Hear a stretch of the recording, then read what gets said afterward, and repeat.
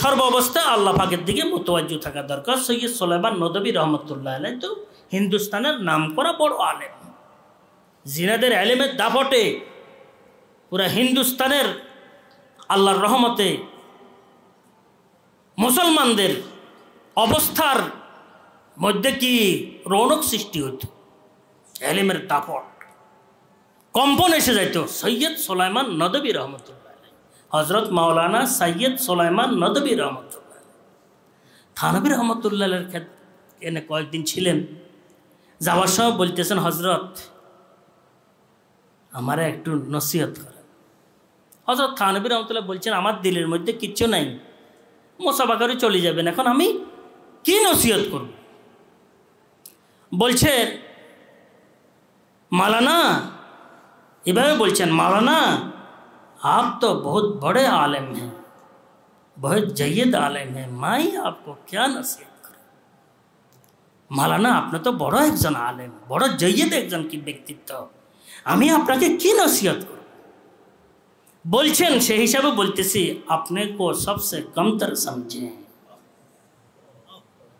আপনি को सबसे कमतर समझे, নিজেকে সর্ব অবস্থায় ছোট, সবচেয়ে নিকৃষ্ট মনে করো।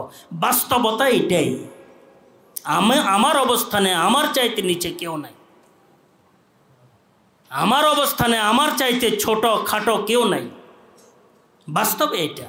বলছেন সৈয়দ সুলাইমান নদভী রহমতুল্লাহ, হায় রে কান্না, জার জার জার জার কান্না, কান্নার কোনো শেষ নাই। এখান দিয়ে সৈয়দ সুলাইমান নদভী রহমতুল্লাহ বিশাল জমাত, ভারী জমাত, ওরা তো চিন্তা করে কি এই সিংহ কিভাবে থানাবন চলে গেল, পুরা তো এই সিংহ তো পুরো এলাকার রাজা, এই বনের রাজা, সিংহ কিভাবে থানাবন চলে গেল? সিংহ থানাবন চলে গেলে তো পুরা থানাবনের বিষয়টি এখানে এসে যাব, ওনার হয়তো থানবীর কাছে উনি হাত দিবেন তো বড় বিপদ। এই কান্না, যার যার কান্না। হযরত হাকিমুল উম্মাহ থানবী রহমতুল্লাহ এজাজতও দিয়ে দিয়েছেন তখন।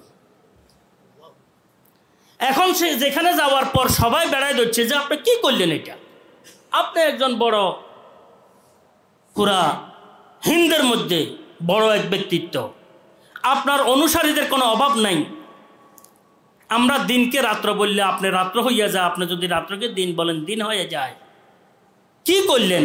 বলছে আমি আমার চলার রাস্তা পরিবর্তন করে ফেলছি, যার ইচ্ছা আমার সাথে থাকো, যার ইচ্ছা চলে যাও। तो ना शहर हाजी यहाँ ऐसे रहे वैसे रहे, देखना ये है वहाँ कैसे रहे, এখানে এভাবে আসি সেভাবে আসি, দেখার বিষয় হচ্ছে ওখানে কিভাবে থাকবো।